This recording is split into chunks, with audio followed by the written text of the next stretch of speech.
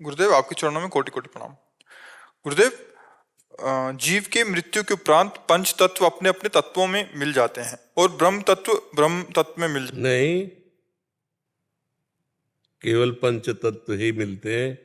इसके जो अंतर्गत आत्मस्वरूप देहाभिमानी जीव कहलाया गया, वो मन, बुद्धि, चित्त, अहंकार, अंतःकरण, चतुष्टय, 5 ज्ञानेंद्रियां, 5 कर्मेंद्रियां सूक्ष्म, और जीवात्मा ये यातना देह, नरक, देवदेह, स्वर्ग, जो या उसको मिलता है उसी का आवरण पहन करके भोगता है। वो ब्रह्म को कहाँ प्राप्त होता है? ब्रह्म को प्राप्त हो तो जीवन मुक्त महापुरुष हो गया, फिर क्या है?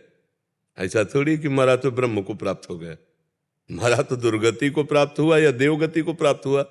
जो जीते जी जीवन मुक्त होता, ब्रह्म प्राप्त हो गया, वो ब्रह्म प्राप्त होता है। ऐसे ब्रह्म प्राप्त हो गया क्या? जब तक ब्रह्मानुभूति नहीं हुई तब तक कहा वो देहाभिमानी जीव दुर्गति को प्राप्त होता है।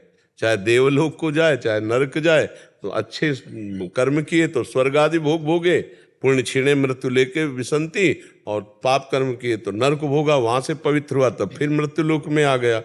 परब्रह्म की प्राप्ति तो जीते जी होती है। जो स्थूल शरीर, सूक्ष्म शरीर, कारण शरीर, तीनों का राग त्याग करके निरंतर ब्रह्माकार, तो ब्रह्मविद ब्रह्म ही भवति। जो ब्रह्म को जान जाता है वो ब्रह्म स्वरूप हो जाता है। अब वो जीवन मुक्त हो गया, अब उसकी इंद्रियां, अंतःकरण सब लय हो गया अपने अपने तत्व में। और जब तक वो ब्रह्म को नहीं जान जाता तब तक नहीं। जानत तुम्हें तुम्हें हो जाए। बिना भगवत प्राप्ति के ब्रह्म तत्व ब्रह्म में नहीं मिलता। नहीं, अगर सृष्टि लय भी हो जाती है तो सब जीव भगवान में जाके मिलते हैं, पर जब सृष्टि फिर प्रकट होगी तो फिर उनको जन्मना पड़ेगा, वो मुक्त नहीं होते जब तक ज्ञान नहीं प्राप्त होता या भगवान की भक्ति भजन के द्वारा भगवत प्राप्ति नहीं होती। यही तो समस्या है। नहीं तो मरने के बाद अगर भगवत सब ब्रह्म में लीन हो गए तो फिर झंझट ही क्या रह गई? नहीं, झंझट तो पुनरपि जननम पुनरपि मरणम पुनरपि जननी जठरे शयनम, ये चक्र तभी हटेगा जब भगवत प्राप्ति हो जाएगी।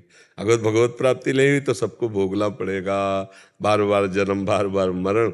अब इस बार मनुष्य रूपी माता के गर्भ से जन्मे, अब अगली बार पता नहीं सूकरी कुकरी कौन सी माता के गर्भ से जन्मे, अब उसका तो पता नहीं ना। इसीलिए इस बार इतना भजन कर लो कि अगर अगली बार जन्म होए भी तो हम जहाँ आ चुके हैं इससे नीचे न गिरे। 83,99,999 योनियों के ऊपर ये 84 लाख की पूर्ति वाली मनुष्य योनि है, इससे बढ़िया कोई योनि नहीं है। देवता भी इसके लिए तरसते हैं। तो अगर हमारा अगला जन्म भी हो तो हम पुनः मनुष्य बने और अच्छे आचरण वाले भजन करके भगवान को प्राप्त हो।